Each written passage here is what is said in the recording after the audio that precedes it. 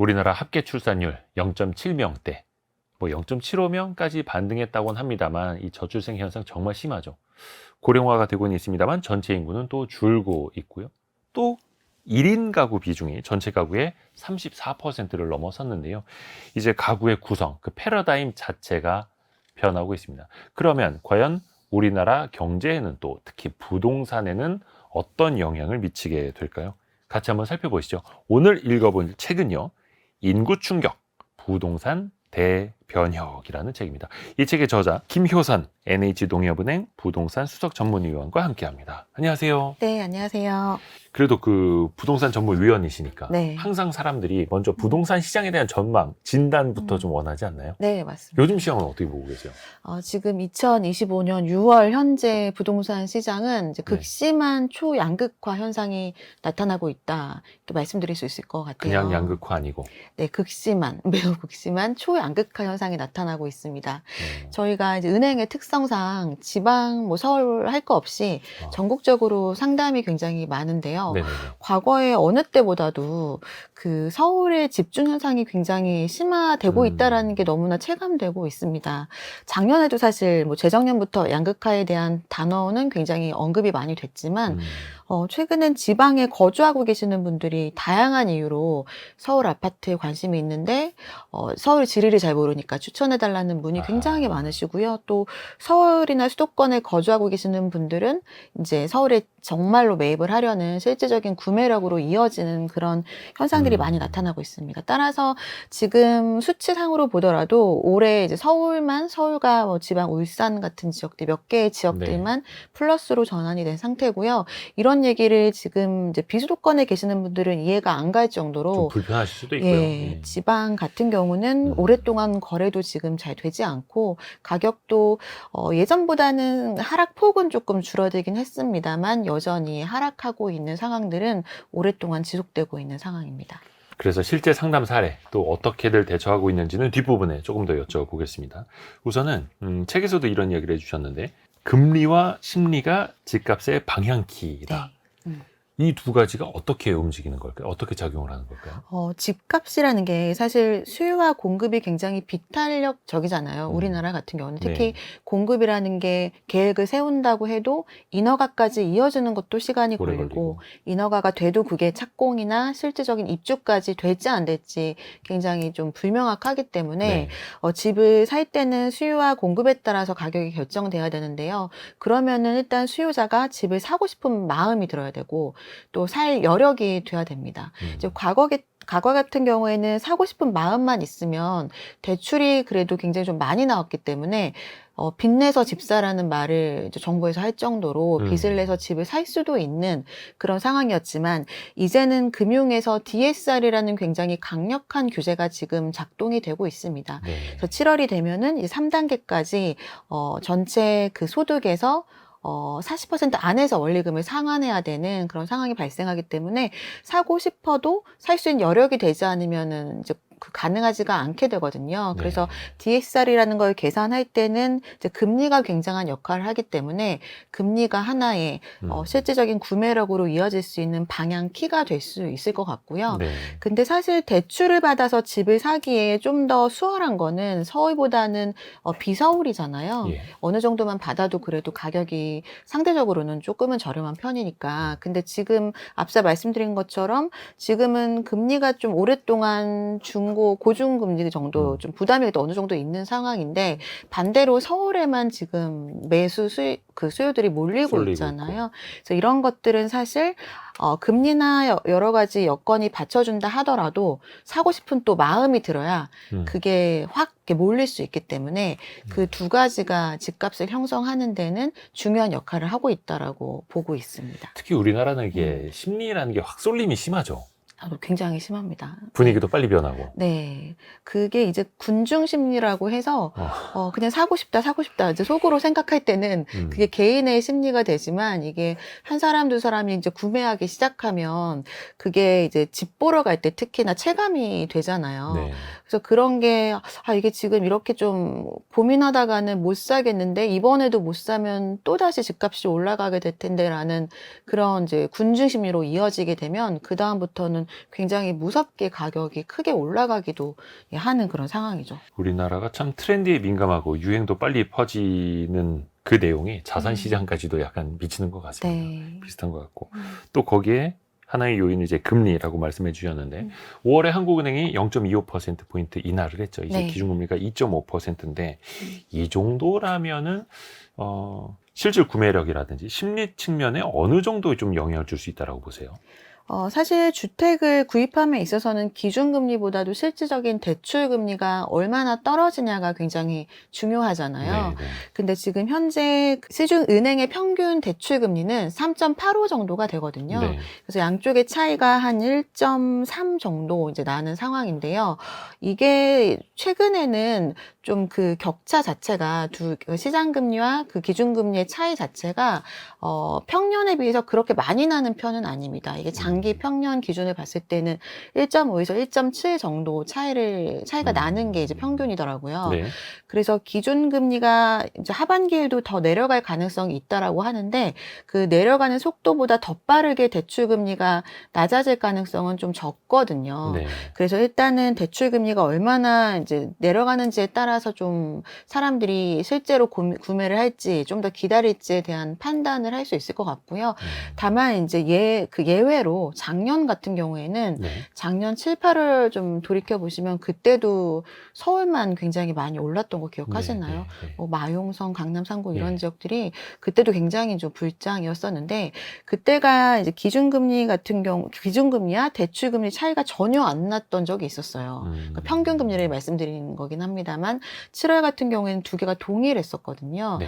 근데 그게 그러다 보니까 대출이 확 쏠리면서 구매를 좀 많이 하고 일부 지역만 너무 몰리다 보니 그게 이제 10월부터 기준금리가 인하되기 시작했는데 오히려 인하가 되면서 대출금리는 올라갔던 적도 있었어요. 네, 네, 네. 그래서 그런 부분들은 사실 금융이나 이런 데서 여러 가지 뭐 은행물 금리나 코픽스 금리 이런 거에 따라 연동이 되긴 하지만 그래도 금융 정책과도 어느 정도 연관성은 있기 때문에 이런 이제 대출 금리가 시장 상황과 연동해서 어떻게 변화되느냐에 따라서 좀 달라질 수는 있을 것 같아요.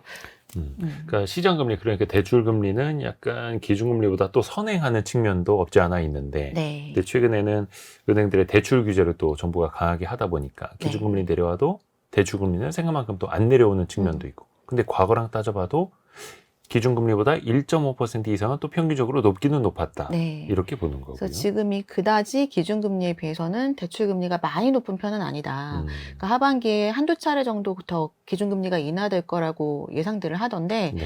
거기에 따라서 뭐 드라마틱하게 이제 저금리가 이어지진 않을 거라고 좀 그건 보고 아니고. 있고요. 네. 하나만 덧붙여서 말씀드리면 네. 금리와 이제 동시에 DSR을 많이 비교하거든요. 네. 그래서 금리는 하반기에 인하될 가능성이 많은데 이제 DSR이 7월부터 수도권은 강화가 됩니다. 근데 강화되는 수준이 지난해 이미 이제 스트레스 가상금리라는 것 조금 더 설명을 드리면 대출을 이제 받을 때는 금리나 이제 여러 가지를 따져서 전체 소득 안에서 40%로 원리금을 상환할 수 있어야 되는데 네.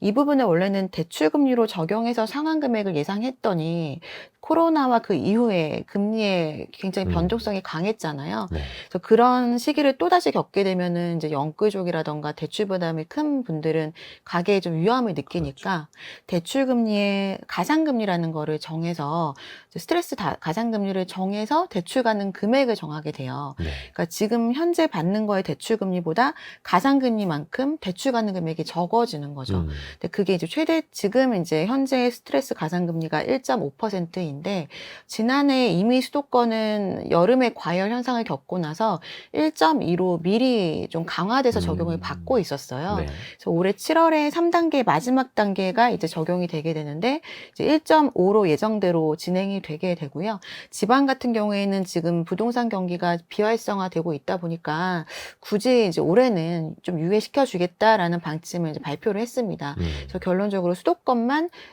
지난 기존 1.2에 비해서 0.3 정도 더 적용을 받게 되는 건데 이렇게 되면은 이제 연봉 뭐 5천에서 1억 정도 사이에 되시는 분들은 기존보다 대출을 1,500만 원에서 5천만 원 정도를 덜 받게 되세요. 네. 그러니까 이게 중저가 주택, 중저가 주택이 보통은 6억 이하를 말하는데 이제 그런 경우에는 뭐 1억까지 1억 정도는 굉장히 큰 금액이기 때문에 주택 구매를 이제 미루거나 다른 쪽 급지, 뭐 다른 지역으로 이동을 해야 될 상황도 발생할 수 있거든요. 근데 이게 또 반면 대출 금리가 하반기 때 인하가 되게 되는데 뭐 2차례 정도 더 인하가 된다라고 가정했을 때는 0.5 정도가 되잖아요. 네. 그럼 이번에 그 올라가는 가상금리보다 오히려 금리가 더 내려가는 거라서 사실상 이번에 7월에 하게 되는 DSR이 기준금리 인하가 되게 된다라면은 거의 이제 좀 비슷한 수준이 되는 거다라고 결론을 내릴 수 있을 것 같아요. 금리 내려가는 네. 거랑 DSR 스트레스 금리 올라가는 거랑 상쇄가 되는 거네요. 네. 그래서 결국에는 대출 금리가 굉장히 중요하다. 뭐 이렇게 말씀드릴 수 있을 것 같습니다. 또 위원님은 직접 현장에서 고객분들 많이 만나시잖아요. 네.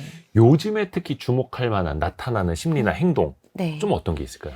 제가 건설회사부터, 그러니까 시행사, 건설회사, 뭐 분양 쪽 일도 해봤고, 많은 부동산 관련된 사업 쪽에 일을 하다가 지금처럼 상담을 한 지도 이제 한 12년, 13년 차가 되는데요. 네.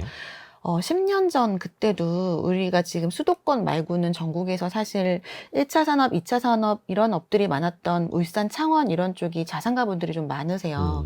그러니까 아무래도 은행이다 보니까 모든 분들께 부동산 상담을 하기보다는 자산가분들 위주로 상담을 좀 많이 진행했었는데 그때도 이제 울산, 창원 이런 데 사업하시는 분들 만나 뵈면 자산의 뭐 거의 80%, 90%가 그 지역 부동산을 갖고 부동산. 계시는 거예요. 네. 그래서 이제 부동산을 워낙에 좋아하셨으니까 어르신들은 특히 네.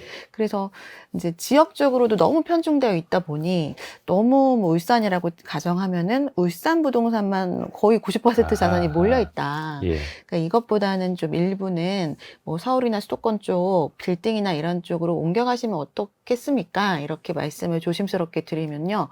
화를 내시는 분도 계셨어요.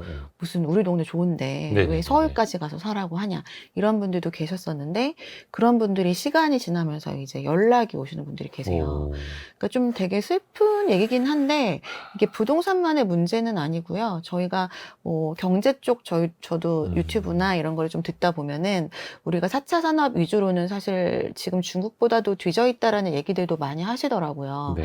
그러니까 그만큼 이제 산업혁명이 지금 일어나고 있는데 거기에 따라서 지방에 있는 그런 산단들, 산업단지들의 변화는 없었던 것 같아요.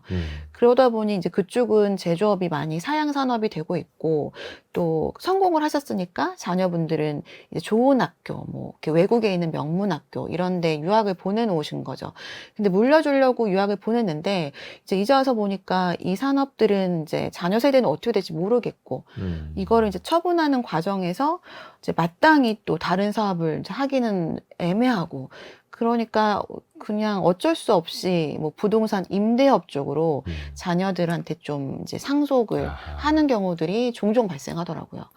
그러면서 서울 부동산 뭐 빌딩 같은 것들도 문의 많이 하시지만 자녀가 그럼 서울로 이전을 해야 되잖아요. 그러니까 또 서울 아파트도 문의 많이 하시고 그런 식으로 아무래도 부동산보다는 경제나 이런 그 경제 지도가 좀 바뀌다 보니까 진짜 그 경제 지도가 바뀌는 게 어떻게 보면 위원님을 비롯해서 상담하는 사례에 고스란히 묻어나는 거네요. 네, 맞습니다.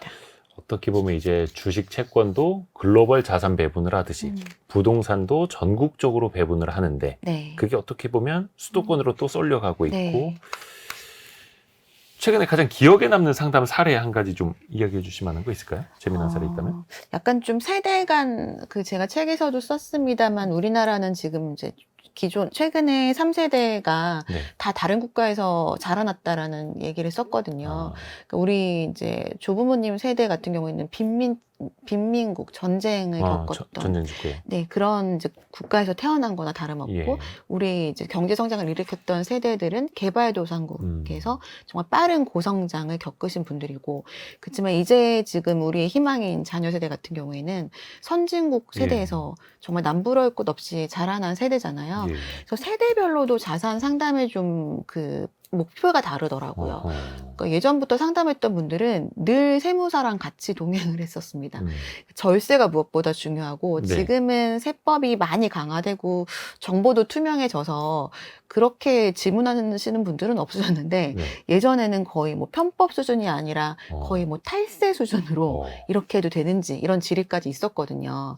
그래서 언제나 일단은 절세를 먼저 생각하시고 그 다음에 부동산에 매입할지 처분할지에 대한 결정을 하셨는데 코로나 시절에 한 청년을 상담한 적이 있었어요. 네네네. 그러니까 저희가 그때 이제 대중부유층을 상대로 한다 해가지고 이제 열린 이제 모든 분들이 상담을 할 수 있는 이벤트를 한 적이 있었는데 그때 한 청년이 이제 그 서울에 거주하고 있었고 집도 없는 분이셨는데 5천만 원 정도가 있으셨던 거예요. 근데 그거를 모 지방에 있는 아파트를 보지도 않고 매입을 하겠다고 하더라고요. 그래서 뭐 거기 이전 계획이 있냐 여러 가지를 물어봤더니 결론은 그건 아니고 부동산 가격이 너무 자고 일어나면 올라가니까. 근데 본인의 시드머니는 이제 크지가 않고.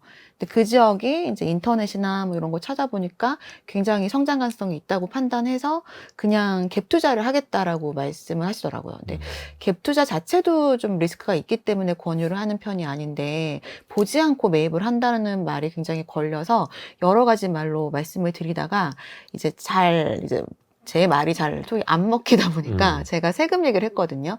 네. 뭐 1년 정도를 두고 이제 매각을 하는 거를 계획 세우시고 계시길래 요 세법상 우리나라 특히 주택 같은 경우에는 단기 보유하다 양도하는 거는 굉장히 세율이 높거든요. 네. 50%에서 70%까지도 세금을 내기 때문에 그렇게 큰 세금을 내고 그 매각을 해야 된다.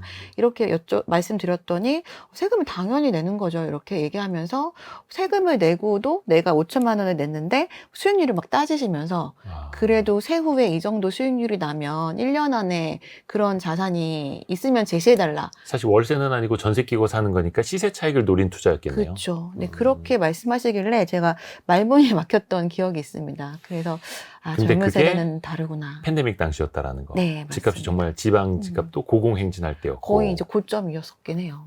그 청년은 점점점 여기까지만. 아무튼 그게 어떻게 보면 뭐 팬데믹 당시에 뭐 주식도 그랬습니다만 부동산 자산 시장도 이른바 광풍이 불었었던 네. 적이 있습니다. 그래서 이성적인 판단이 또 어려웠던 시기도 있었고. 근데 당시에는 그 젊은 세대도 시간을 되돌려 보면 불과 뭐 한 4년 전 이야기입니다. 집 안 사면 큰일 날 뻔한 분위기였어요. 맞아요. 근데 MZ 세대들마저도 적은 돈으로 뭔가를 하려고 했었던 거고요. 네. 그런 자금이나 이런 건 어떻게 마련을 했을까요? 젊은 세대들이.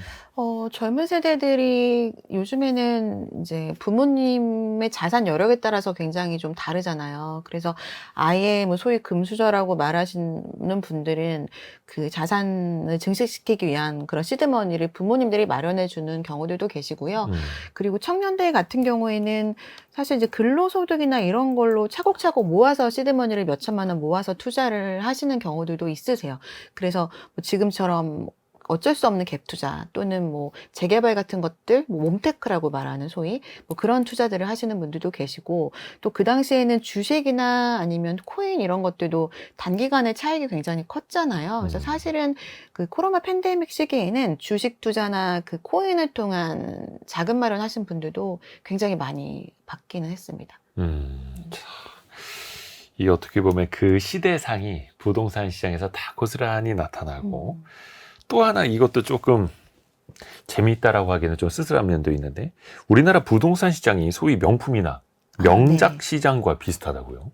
그런 이제 그 유형이 생긴 것 같습니다. 네. 어떻게요? 그러면 가격을 신경을 안 쓰는 데까지 갔다는 걸까요?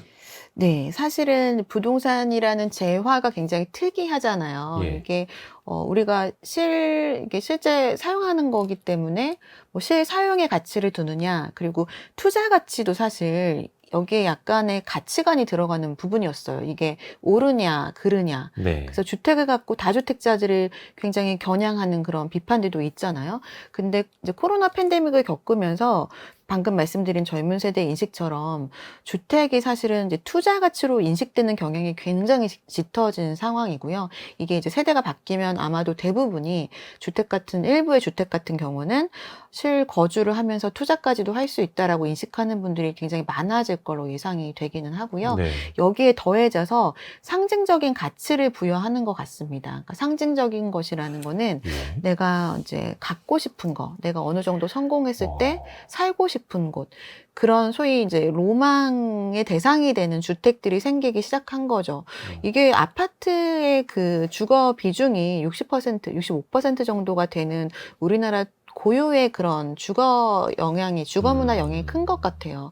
외국같이 뭐 단독주택이나 이런 차별화되는 주택들이 많았다라면 사실 어떤 주택이 1등이냐, 2등이냐 이렇게 나열을 이렇게 매기는 것, 서열을 매기는 것은 굉장히 주관적인 판단일 수밖에 없는데 이제 대한민국 같은 경우에는 대부분이 아파트다 보니까 그런 브랜드나 이름 같은 것들이 너무나 언론에 많이 거론이 되잖아요. 그리고 그게 SNS에 뭐 밥 먹는 것까지 요즘에 많이 나오다 보니까 뭐 조식을 주는 아파트? 네, 메뉴판도 막 올라오고. 그러니까 이게 굉장히 좀 나도 저기 살고 싶다라는 생각을 가질 수 있잖아요. 그래서 굉장히 급하게 이게 갑자기 성공한 경우나 뭐 상속을 받거나 여력이 됐을 때 그런 상징적인 가치를 부여해서 매입을 하게 되는 경우가 있고 또 아파트 단지 세대수가 워낙 많긴 하지만 그 중에서도 뭐 한강이 부엌에서 보이냐 뭐 파노라마로 보이냐에 따라서 지금 2, 30억 차이가 나고 있고요. 또 펜트하우스 이런 건 말할 것도 없고 그러니까 그런 매물이 되게 희소하기 때문에 그런 매물들은 주택시장이 좋지 않을 때 거래가 잘 안 될 때 나온다 하더라도 내가 기다렸던 사람이라면 또 여력이 있다면 매입을 하기도 하는 그런 명품, 뭐 명품인지는 모르겠습니다만 어쨌든 그런 시장이 형성된 것 같습니다. 근데 이게 뭐 외국 영화에서 보듯이 어떤 펜트하우스, 그러니까 그냥 특정 극소수만의 한두 개 일이 아니라 네. 우리나라 부동산 시장 자체가 주택의 의미가 거주에서 자산으로, 이제 자산에서는 상징적인 또 상품화되는 그 시장으로. 네. 물론 아직까지 일부의 이야기일 수는 있겠습니다만 조금은 변질이 네. 되고 또 있는 거고요. 맞습니다. 인구 충격, 부동산 대변혁이라는 책을 바탕으로 우리가 이야기를 하고 있는데요. 당연히 인구 감소 이야기를 안 할 수가 없습니다. 네. 이제 인구가 정점 치고 줄고는 있습니다. 저출생 현상 너무나 이제 모든 국민들이 다 알고 계시고요. 과연 이게 집값에 반영되기 시작했다라고 볼 수 있을까요? 지금 양극화 얘기를 이렇게 오랫동안 나누는 것 자체가 이제 반영되기 시작했다라고 말씀드릴 수 있을 것 같아요. 그러니까 양극화라는 거에 대해서도 최근에는 뭐 학계나 여러 언론계에서 그런 논의가 있더라고요. 양극화가 이게 현상이냐, 과제냐, 그리고 이게 뭐 좋은 거냐, 나쁜 거냐, 뭐 이런 논의들이 있더라고요. 그래서 이게 현상이었을 때는 사실 이게 좋고 나쁜 그런 게 아니었죠. 그냥 나타나는 거니까. 근데 이제 해결해야 될 과제라고 인식이 되기 시작했다라면은 어쨌든 이로 인해서 나타나는 뭔가 부작용이 있다라는 거잖아요. 네. 이게 인구 감소와 지금 굉장히 연결이 될 수밖에 없는데요. 우리나라 출생률이 0.27%인 거 다들 알고 계시는데 그 서울 같은 경우는 0.55 정도 수치거든요. 서울은 더 낮아요. 네. 그러니까 이게 뭐 2명이 이제 0.5명이 되는 거니까 4분의 1 토막이 나고 있는 상황이고 이제 전남이 출생률이 제일 높은데 거기 같은 경우에는 이제 1에 가까운 수치입니다. 근데 사실 인구가 전남에 더 지금 적잖아요. 그거는 인구 감소보다는 아직까지는 인구 이동이 이제 부동산 시장에는 더 큰 영향을 그 주고 지역에서는 있고요. 순유출되고 계속 네. 수도권도 쏠리고. 네. 그 2023년 통계까지가 있는데 그게 2030 세대의 지방 인구 70%가 수도권으로 이동을 했다라는 통계가 있습니다. 그러니까 지금 어디서 태어났던 좀 나이 먹고 학교 갈 때 되고 돈 벌 때 되면은 이제 수도권으로 이동하는 청년들이 전국 곳곳에 70%나 수도권으로 몰리고 있다라고 하니 기본적으로 이제 임차 수요가 그만큼 늘어나는 거고 그 중에서 또 결혼하게 되면은 뭐 매입이나 이쪽으로 이전을 하는 거니까 거기에 따른 이제 양극화가 굉장히 심하고요. 또 최근에는 공급에 대한 게 부족하다, 과잉이다, 또 지역에 따라 다르게 현상이 나타나긴 하는데 이것도 사실은 절대적인 공급이 부족이고 과잉인 게 아니라 수요가 너무 급하게 또 한 곳에 쏠리다 보니까 그 지역들은 똑같이 평년과 똑같은 수준으로 공급해도 공급이 부족하다는 얘기를 듣고 있는 거고요. 또 반면에 유출되는 지역도 똑같이 하던 대로 공급했을 뿐인데 인구가 빠져나가니까 이제 미분양 나고 공급이 과잉됐다 이렇게 지금 평가를 받고 있는 그런 상황입니다. 이 거대한 부동산 주택이라는 게 그 수요와 공급이 획획 변합니다. 네. 그만큼 쏠림이 또 심하다라는 거기도 하고요. 인구 감소의 충격은 당연히 지역 부동산이 더 많이 체감을 할 수밖에 없는데요. 특히 위기의 지역, 네. 이쪽이 좀 심하다. 어디부터 꼽을 수 있을까요? 일단은 최근 미분양 이런 것들은 많이 알고 계시겠지만 경북이나 뭐 대구, 부산과 같은 지역들이 좀 많이 심각하고요. 그 전라권 같은 경우는 사실 그 산업 자체가 1, 2차 산업이 주가 아니었고 이제 그 지역 자체에 지방의 내수 경기로 이제 그 벌이를 하시는 분들이 좀 많은 편이라 인구 유출이나 뭐 주택 가격이 그렇게 큰 드라마틱한 변화가 있지는 않은 것 같아요, 상대적으로. 네. 근데 경상권 같은 경우가 워낙에 부산이 제2의 도시였고 또 부산을 기점으로 그 옆에 있는 도시들이 굉장히 산업의 메카 같은 도시였기 때문에 그런 데들의 인구 감소나 거기에 따른 뭐 부동산 시장 가격 하락이 굉장히 좀 크다라고 보고 있습니다. 특히나 뭐 부산 같은 지역은 사실은 굉장히 거대한 도시였잖아요. 네네네. 근데 가장 제가 주목할 수밖에 없는 게 다른 어느 광역시보다도 빠르게 인구가 유출이 되고 있고요. 그러다 보니까 고령화가 굉장히 좀 심각한 상황이고 젊은 층 인구가 빠져나가고. 네. 그리고 서울과 똑같이 굉장히 도시가 늙어가고 있습니다. 지금 전국에 30년 이상 되는 노후주택 비중이 서울, 경기, 뭐 부산, 대구 아마 이 정도 순으로 비중이 높을 거예요. 근데 서울 같은 경우에는 이 노후된 주택들을 지금은 뭐 사업성이나 여러 가지 문제 때문에 신축으로 전환되지 못하고 있긴 네. 하지만 되기만 한다면 수요가 있는 건데 사실 부산은 지금 이런 상황에서는 다 같이 이렇게 뭐 그 인구와 같이 도시도 늙어가고 있는 상황이라서 부산 자체에 뭔가 활력을 줄 수 있는 대책이 좀 필요하다라고 보여지고 그 외에는 광역시 이하의 여러 가지 기타 지방 같은 경우에는 더 심각한 상황이죠. 근데 인구가 순 유출되고 있고 또 고령화 속도가 빠른 지역 같은 경우에 그러면 신축 주택을 많이 공급하면 뭔가 활로가 생길 것이냐? 또 그것도 아닐 수 있잖아요. 그렇죠. 네, 맞습니다. 어. 오히려 공급이 많은, 그러니까 대구나 경북이 지금 미분양에 따른 위기를 겪고 있는 이유가 호황기 때는 보통 수요가 되게 많아 보이니까 사업성 나오고 속도 빠르면 분양되잖아요. 네. 그 물량이 많다 보니 지금 미분양을 겪고 있는 거거든요. 네. 그러니까 부산도 사실 좀 물량이 많아지면은 똑같이 미분양을 겪을 가능성이 높을 것 같습니다. 어허. 그 정부에서도 그래서 인구 감소 지역의 부동산 시장 그냥 무너지면 안 되니까 네. 뭐 예를 들어서 공시가격 4억 이하의 집을 사면은 주택수에 포함을 시켜주지 않는다. 네. 뭐 취득세서 과정에서 1주택처럼 취급을 해주겠다. 네. 이런 대책들을 좀 내놓잖아요. 네. 이게 좀 어떻게 효과는 있습니까? 그러니까 그게 사실은 뭐 금액이나 그런 상관없이 모든 주택에 되게 해줘야 된다라는 그 목소리도 되게 많긴 했는데 어쨌든 4억 원이라는 기준이 생기긴 했고요. 네. 그걸로 인한 사실 효과는 좀 적을 거라고 보고 있어요. 왜 그럴까요? 지금 그러니까 실수요자가 기본적으로 없는 상황이고 또 지역 자체에 특별한 호재가 없는데 뭐 투자나 투기 수요가 이제 관심을 가질 동력이 없잖아요.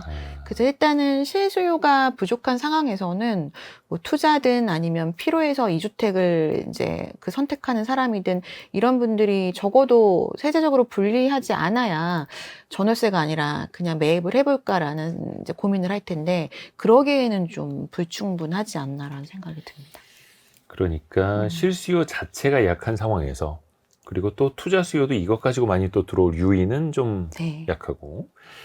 근데 아까 그 인구 이동도 이야기를 했습니다만 지역에서는 인구가 순 유출되고 있고 계속해서 서울 수도권으로 쏠리고 있고 그러다 보니까 서울 집값은 더 오르고 있고 이게 해법이랄 게 좀 보입니까? 해법이 있을까요? 해법이요. 해법이 사실은 이제는 이제 부동산만으로는 해결될 수는 없을 것 같습니다. 그러니까 부동산뿐만 아니라 여러 가지 뭐 경제나 산업이나 교육이나 뭐 학회, 병원 여러 가지 그 주택가 재반된 모든 인프라 같은 것들이 다 같이 확충이 되어줘야 되는 거라서 일단 장기적인 이제 목표를 가지고 이제 새 정부가 들어섰으니까 부동산을 살리는 정책이 아니라요 경제를 살리는 정책을 펼쳐야 부동산도 같이 살아나는 것 같습니다. 그래서 아마도 이제 대선의 공약 과정에서 봤을 때는 그런 걸 충분히 인지하고 있다라고 느꼈거든요. 어느 때보다 부동산 공약이 좀 적었잖아요. 그렇더라고요. 네, 그래서 지금도 사실은 이제 빠르진 않긴 하지만 지금이라도 이제 지방의 경제가 좀 살 수 있는, 그러니까 적어도 그 지역에서 충분한 일자리를 확보해서 수도권으로 이렇게 많은 분들이 이동하지는 않게 만들어야 된다라는 생각이고요. 또 우리나라 기업들이 이제 미국과 최근에 관세 전쟁이 굉장히 이슈가 됐을 때도 네. 다른 어느 국가보다 먼저 손들고 이제 공장을 이전하겠다라는 모습들이 좀 안타까웠는데 외국에 이전했던 공장들도 다시 들어올 수 있는 그런 기업에 대한 환경들, 그리고 외국에 있는 이제 공장들도 우수한 이런 기업들이 이제 국내에 유치할 수 있는 좀 여력들을 만들어줘야 전체적으로 지방 부동산도 살아날 수 있을 것 같고요. 그게 인구 감소 속도가 이제는 너무 빨라서 지금이라도 왜 많이 나와가지고 이거를 다시 회복시키자라고 하기에는 굉장히 장기간이 걸리고 사실은 가능할지도 모르겠어요. 그래서 이제 국내 인구뿐만 아니라 외국에 좀 우수한 인력들이 많이 들어와 줘야 될 것 같은데, 문화나 이런 쪽으로는 굉장히 우리나라 강국이잖아요. 네. 뭐 K문화, 뭐 K뷰티 이런 것들이 외국 가면 굉장히 어깨에 힘이 들어갈 그럼요. 정도로 그럼요. 유명하던데, 그것뿐만 아니라 와서 살고 쉽게 만들게끔 다양한 정책들이 부동산 시장에도 긍정적인 역할을 할 것 같습니다. 그러니까 다시 본질에 집중해야 된다라는 거네요. 집값 자체보다는 내수 네. 경기 그리고 일자리. 네. 사실 그게 본질이기도 하고요. 네. 단기적으로는 좀 어떻게 봐야 될까요? 이걸 사실 이제 말씀하신 것처럼 굉장히 중장기적인 정책으로 길게 가져가야 하는 거고, 네. 네. 단기적으로는 무엇부터 좀 풀어가야 할까요? 단기적으로는 일단 지금 이제 문제가 수요의 급격한 이동에 따라서 지방은 공급 과잉된 지역들이 가장 시급한 이런 정부의 네. 지원이 필요한 거고, 지금 수도권 같은 경우에는 이제 밀려드는 인구들을 이제 어떻게 분산을 시켜서 주택 가격 안정화시킬까 이거잖아요. 그래서 네. 일단 지방은 어쩔 수 없는 세제나 금융 지원책을 굉장히 적극적으로 해줘야 되는 것 같아요. 그러니까 이게 개인이 뭔가 한두 채 매입해서 해결될 정도의 물량도 아니거든요.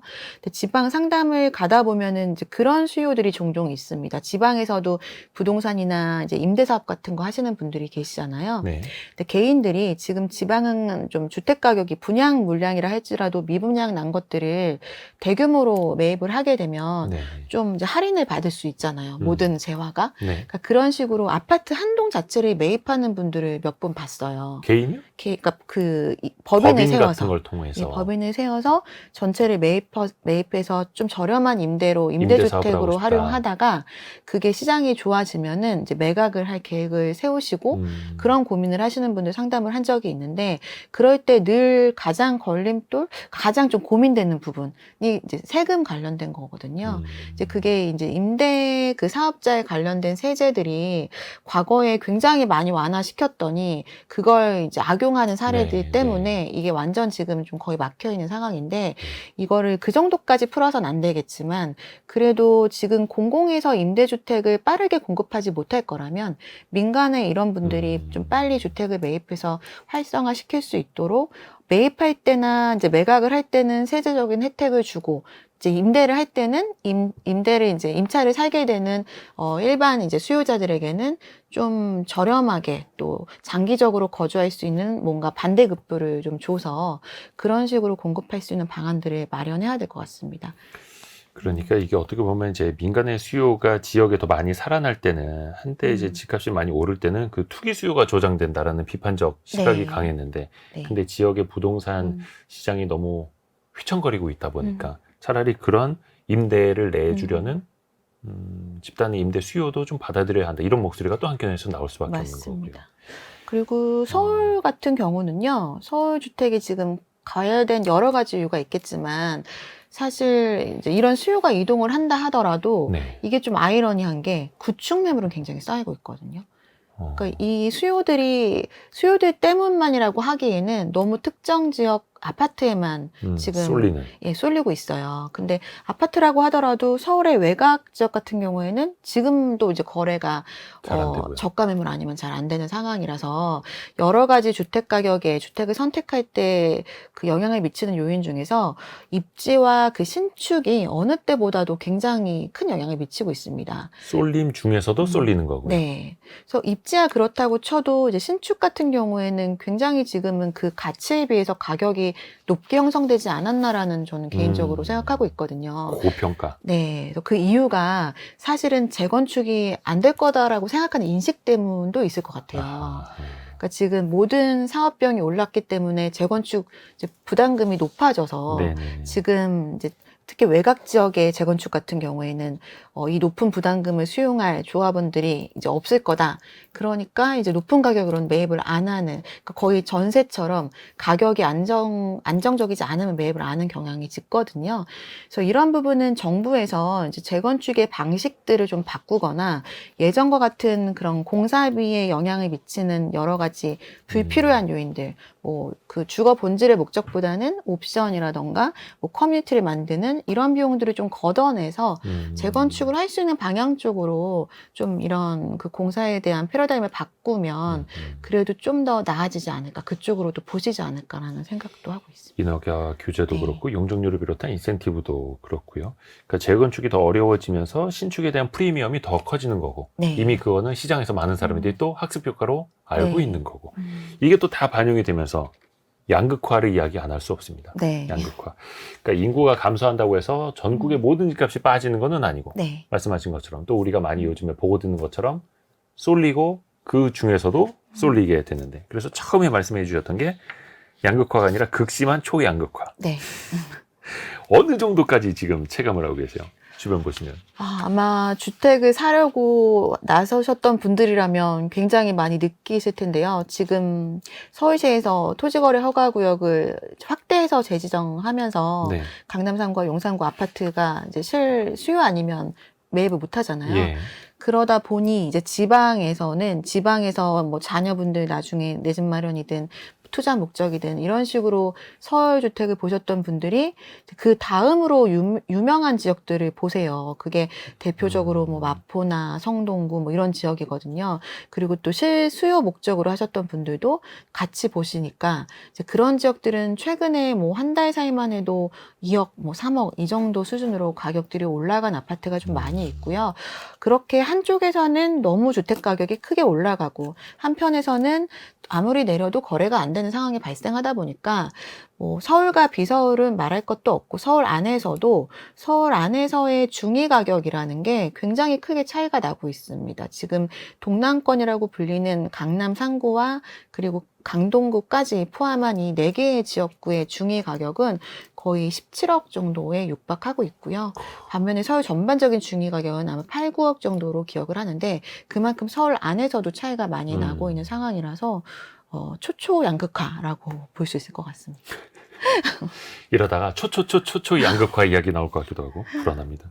근데 아까 그 토지거래 허가제 잠깐 이야기를 해주셨는데 올해 초에 정말 큰 이슈였죠. 네. 풀었다가 화들짝 놀라서 다시 조이긴 했는데 네. 근데 여기서 또 드는 의문이 그러면 토지거래 허가제로 그 구역을 지정해 놓으면 과연 집값이 잡히느냐? 어차피 못 잡았던 거 아니냐? 네. 라는 반문도 나오거든요. 어떻게 생각하세요? 맞습니다. 이제 토지거래 허가구역으로 지정이 과거에 됐었던 뭐 잠실이나 뭐 청담 뭐 이런 지역들은 네. 오랫동안 묶여 있었다 보니까 그 지역들이 유사한 다른 지역에 비해서는 좀 덜 올랐던 부분이 있어요. 그래서 그동안 눌렸던 네. 게 튀어오른 거다. 네. 그러니까 사실 수치를 보면은 한 번에 뭐 이렇게 믿기 힘든 숫자, 뭐 30억 이렇게 오른 아파트도 제가 봤거든요. 30억으로 오른 직전 거예요? 거래보다 아니요. 30억이 오른. 30억이 올랐다고요? 예, 정말 다른 나라 얘기 같죠. 그러게요. 아무튼 그런 아파트까지 있었는데 그 시기에 오히려 반포동은 그 묶였다가 풀린 지역이 아니거든요. 근데 반포동의 아파트 가격이 평균적으로는 더 올랐습니다.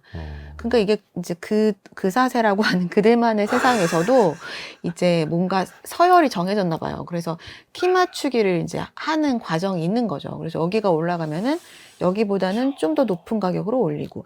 근데 이게 이제 그곳을 보유하고 있는 분들이 그렇게 급한 분들이 많이 안 계시는 것 같아요.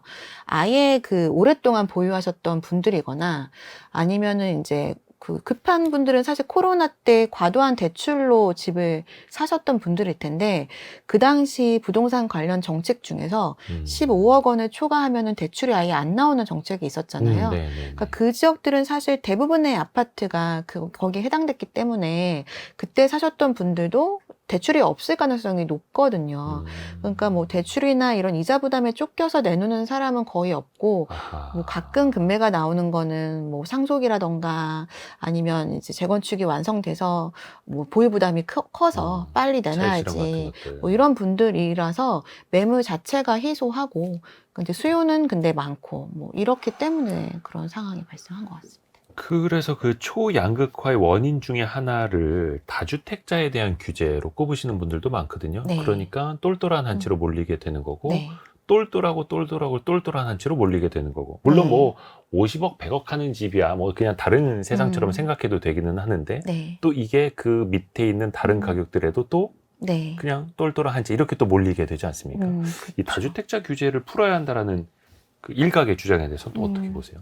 지금은 사실 이제 전 정권에서 다주택자 규제를 풀 수 있는 만큼은 풀어놓고 유예시키고 해서 보유세도 이제 굉장히 많이 나왔던 때에 비하면 그래도 좀 내려갔긴 했거든요. 근데 사실 다주택자를 그 투기 목적으로 막 여러 채를 사시는 분들에 대한 규제는 어느 정도 필요하기는 하나, 그 부작용이 생기는 이유는 보유세가 굉장히 높은 상황에서 양도세까지 굉장히 높게 이제 세율을 이렇게 구간을 해놓으면은 네. 사실은 이게 둘 다 어렵게 되는 거거든요. 그래서 증여나 뭐 이런 쪽을 선택할 수도 있는 거고, 다른 방법적으로 시도할 수도 있는 거긴 해서, 뭐 규제를 한다 하더라도 한쪽은 좀 열어둬야 되지 않나. 그 매물이 나오게끔. 네, 나오게끔 좀 해야 되는 부분이 있을 것 같고요. 또 매수를 하는 입장에서도 이제 다주택자 규제에 굉장히 이렇게 매운맛을 봤던 거예요. 거의 뭐 마라맛을 봤으니까, 이게 지금은 설사 아닐지라도 언젠가는 또 굉장히 큰 세금을 낼 수도 이렇게 매겨질 수 있다. 그러면 주택이라는 게 또 팔고 싶다고 바로 팔리는 게 아니니까 그냥 미리미리 관리를 하시는 그런 인식이 굉장히 많이 생겨서요. 요즘에는 상담하다 보면 다주택자를 지향하는 분은 거의 못 본 것 같아요. 그래서 그냥 똘똘한 한 채. 예. 근데 예전에도 보면 양도세 뭐 한시적 면제라든지 네. 한시적 무슨 뭐 중과 면제 뭐 이런 식으로 해서 네. 다주택자의 매물이 나오게끔 하는 정책들이 간혹 한 번씩 있었잖아요. 네, 맞아요. 그게 효과를 좀 봤던 걸까요? 아, 그렇게 했을 때도 사실 그때는 이제 주택이 굉장히 거래가 막 안 됐을 때 막 취득세도 면제해주고, 그때 산 물건은 몇 년 안에는 양도세도 면제해주고 이런 거였잖아요. 네. 근데 그때 당시 단기적으로 주택 시장을 활성화시키는 데는 굉장히 영향을 주긴 했어요.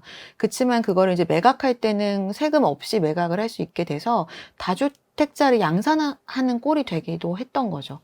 그래서 이런 부분들을 그냥 넓게 보자면, 사실 가격을 정책적으로 뭐 세제의 규제로 잡을 수 있느냐, 그리고 좀 더 나아가서는 그거를 그렇게 잡아야 되느냐라는 부분에 대한 고민도 좀 필요한 것 같기는 해요. 이게 뭐 정책으로 규제를 많이 해도 어차피 이렇게 초양극화가 되고 있고, 이게 이제는 사회 현상이라고 본다라고 하면은 뭔가 이제 세제적인 것들을, 우리 지금 세수가 굉장히 많이 필요하잖아요. 네네. 그래서 그거를 체계적으로 이렇게 좀 매길 수 있도록, 예를 들어서 지금 이제 보유세를 매기는 그런 공시지가 같은 것들 현실화하다가 좀 멈췄던 부분이 있는데, 그런 부분들은 어느 정도의 좀 현실화는 필요하다라고 보거든요. 그래서 그거는 차츰차츰 좀 장기적으로 현실화를 하고, 또 일관성 있게 내가 보유세를 어느 정도 낼지를 예상 가능한 범위 안에서 움직일 수 있도록 해주는 부분들도 좀 필요할 것 같고, 그리고 이런 정책보다는 반대쪽에 있는 지원이 필요한 사람들한테 좀 더 신경을 쓰는 정책들이 필요하지 않나, 그런 생각이 들기는 합니다. 어떻게 보면 다주택자들의 보유세 부담은 늘리고 양도세 부담을 낮춰주면 매물이 네. 좀 시장에 나올 수도 있겠고, 맞습니다. 그거는 예. 이제 초양극화된 데에 대한 지역적인 처방일 수는 있겠습니다만, 또 이제 주거 취약계층을 위한 정책은 또 한쪽에서 네. 따로 또 계속해서 돌아가야 하는 거고요. 네. 근데 그 다주택자 규제를 풀어야 한다라는 그 일각의 주장에 대해서 또 반론도 있는 게, 그러면 다주택자 규제 풀어주면 그동안 집값이 많이 올랐던 곳이 떨어지는 게 아니라 네. 안 올랐던 다른 지역의 집값이 오르게 된다. 또 이렇게 또 지적이 나오더라고요. 뭐 예를 들어서 지역 집값이라든지 그동안 정말 쌌구나. 우리가 사서 또 한번 그렇게 되면 또 집값이 똥돌될 네, 수도 있는 거고. 그럴 수 있죠.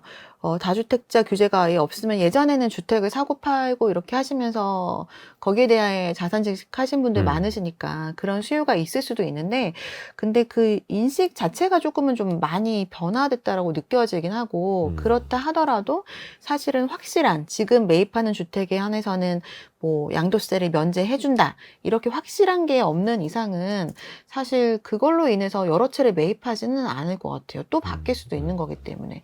그래서 그런 식의 좀 파격적인 뭐 양도세를 아예 면제하거나 이런 파격적인 정책은 좀 지양해야 될 것 같긴 하고요. 네. 어쨌든 지역별로 좀 차등을 주는 그런 정책은 필요할 것 같습니다.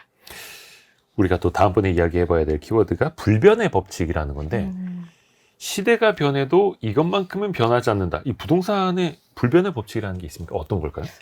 일단은 지금 미국의 대통령인 그 도널드 트럼프가 부동산 개발업자였잖아요. 네. 근데 늘 얘기했던 게 로케이션이었는데 입지. 네, 아무래도 입지만큼 중요한 건 없고 바뀌지 않는 건 없을 것 같습니다. 이 입지라는 게요, 사실 또 지금은 더 중요해지는 게 예전에는 이제 우리나라가 주택이 이렇게까지 대량으로 공급된 시기가 그렇게 길지가 않잖아요. 예. 이제 전쟁 이후에 이렇게 발전한 게 좀 짧으니까요. 그 역사는. 그래서 지금 이제는 아파트가 다 지금 들어서 있는 상태고 그런 아파트를 기준으로 인프라 같은 것들이 형성되어 있는 상황이라서 더더욱 입지가 바뀌기는 어려울 것 같고요. 그리고 아파트 안에 그 커뮤니티가 너무나 고급화되어 있어요. 뭐 최근에 분양한 아파트 혹시 가보셨어요?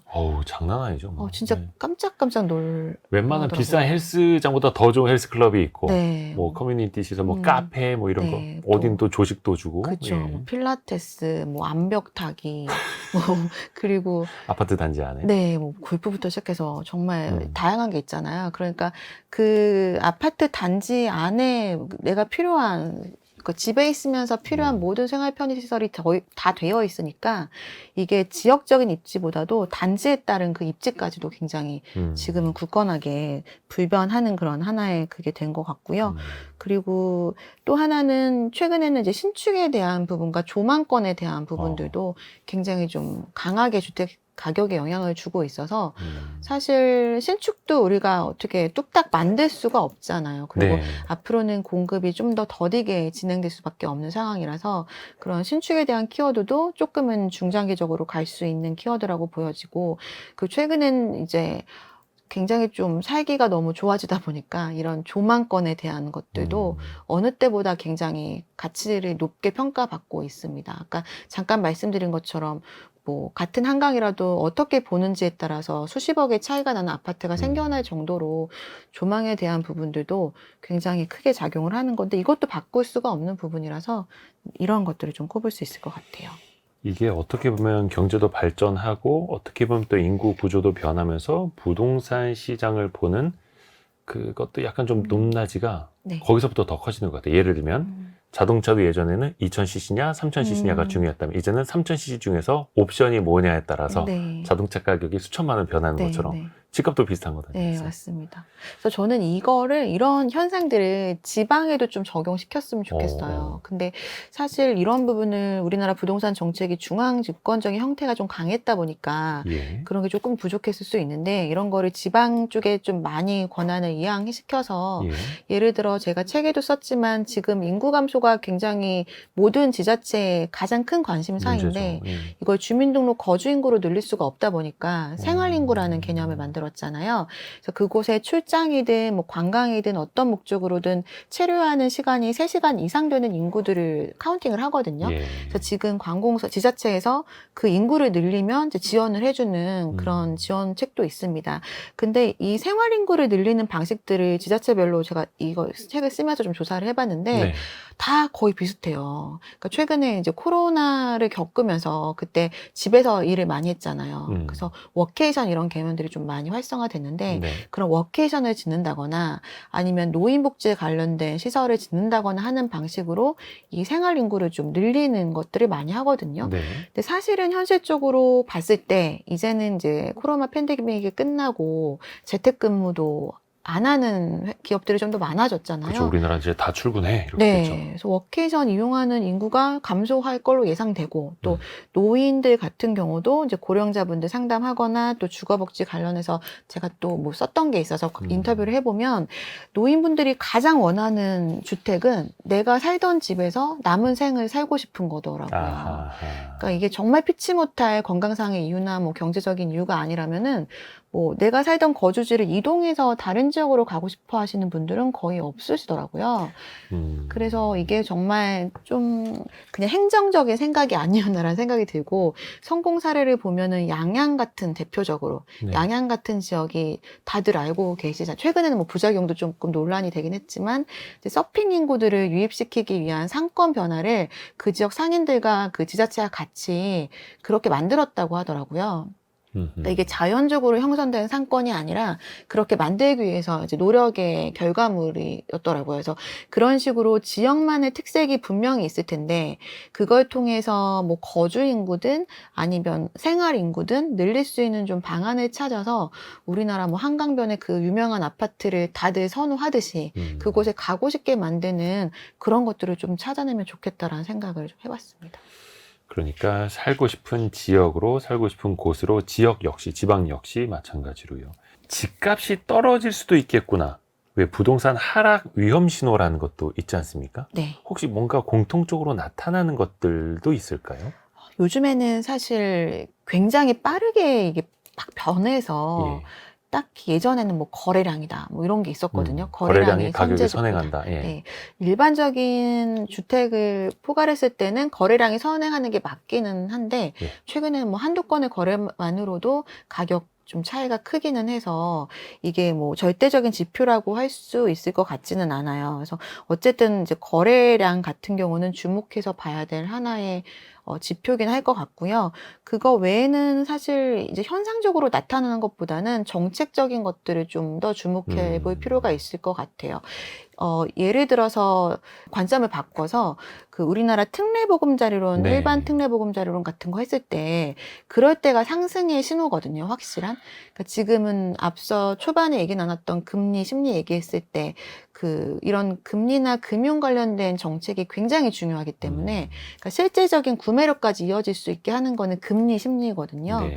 근데 이제 금리나 DSR을 그 이제 무마시킬 수 있는 이제 강력한 게 이제 공공금융 정책입니다. 그래서 DSR 같이 자격 조건이 없는 일반 특례로 나왔을 때는 전국의 모든 주택들이 다 같이 거래가 많이 되고 가격이 상승을 했었거든요. 네.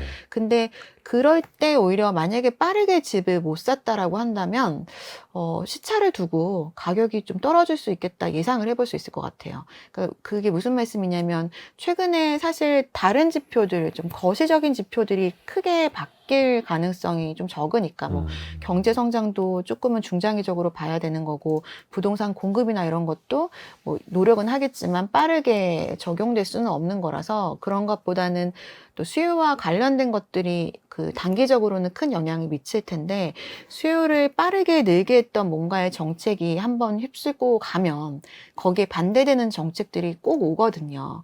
그러니까 지금 이제 주택이 그 유명한 그 워렌 버핏의 얘기였나? 그러니까 모두가 그 탐욕스러워질 때 공포를 느껴야 되는데. 그 모두가 두려워할 때는 네. 반대로 탐욕을 탐욕을 가져야 가져라. 되고. 이런 얘기가 있잖아요. 그것처럼 내가 그때 집을 못 샀다면 그때 패닉하지 말고 기다리면 분명히 또 규제를 합니다. 우리나라는 정책적으로 돌고 돌아요. 할 수밖에 없기 네. 때문에요. 그래서 오히려 이제 거래량이 아니면은 그런 정책적인 것들을 좀 잘 살펴보시라고 말씀드리고 싶습니다. 사실 인구 충격, 부동산 대변혁 이 책도 그렇고 어떻게 보면 거시적인 것, 또 미시적인 것까지 두루두루 또 살펴봐야 하는 게 참 대한민국 부동산 시장이라는 네. 어떻게 보면 참 어렵습니다. 네. 너무 어렵습니다. 쏠림도 심하고 저도 어렵습니다. 유행도 빠르고 네. 또 우리는 또 항상 계속 공부를 하는 거죠. 자, 인구 충격, 부동산 대변혁 이 책을 관통하는 핵심 구절 네. 김효선 위원님께 직접 낭독을 좀 부탁드릴게요. 네, 제가 준비하는데 한번 읽어보겠습니다. 네. 지역 양극화는 단순히 지역적 차이에서 끝나는 것이 아니라 자산 불균형과 빈부 격차의 심화를 불러올 수 있으며 특히 주택 소유 여부에 따라서 격차가 더 커질 수도 있다. 그렇게 되면 중산층은 점차 주택을 소유하기 어려워지면서 사라질 것이고 일부 자산가들에게 부와 권력이 집중되는 사회 전반의 기회 불균형을 심화시킨다. 사회 전반의 네. 기회 불균형을 심화시킨다. 어떤 의미로 이 구절을 특히 준비하셨나요? 그러니까 우리가 지역 양극화라는 얘기를 이제 정말 지겨울 정도로 입에 달고 듣고는 삽니다. 있지만요. 사실 이게 뭔가 기울어진 운동장을 만들게 되는 또 하나의 그런 그렇죠. 네, 하나의 그런 어떻게 보면 출발점이기도 하고. 네, 그런 게 되는 거기 때문에 이거를 개인이 해결하기는 굉장히 좀 어렵습니다. 그래서 제가 책을 이번에 쓰게 된 동기도 지역 양극화라는 현상을 어떻게 해야 될 것인가를 많이 고민하다가 개인은 사실 이렇게 된 현상에서 개인의 그런 그 목표에 따라서 뭔가 선택을 할 수밖에 없는 거라 그 선택을 좋다 나쁘다 할 수는 없는 거고 이런 부분들을 해결해 줘야 되는 것들이 사실 어떻게 보면 정부의 역할이 좀 필요하다라고 보여지거든요. 그래서 지금부터라도 이제 지금까지 우리 부모님 세대들이 이만큼 경제 대국을 이루어 놨는데 그 과정에서 피치 못하게 양극화나 인구 구조 변화도 다른 나라보다 빠르게 겪고 있는 것 같아요. 근데 우리 전국의 모든 그 선진국들도 우리나라 인구 감소가 너무 빠르니까 지켜보고 있거든요. 우리나라가 IMF도 굉장히 이겨냈듯이 제일 빨리 이겨냈고. 네, 인구 감소도 이제 보란 듯이 인구 감소 시기에는 이렇게 하는 거다. 이렇게 보란 듯이 할 수 있는 네. 그런 정책적인 그런 부분들이 돌파구를 예, 찾았으면 나왔으면 좋겠습니다. 좋겠다라는 바람입니다. 항상 세계의 선행 모델이 많이 되어 왔는데 대한민국이 네, 네. 이번 이 문제, 특히 인구 충격 문제는 또 어떻게 우리가 극복할 수 있을지 이것도 지켜봐야겠습니다. 오늘 인구 충격 부동산 대변혁이라는 책, 이 책의 저자 김효선 NH동협은행 부동산 수석 전무위원과 함께했습니다. 고맙습니다. 감사합니다. 감사합니다.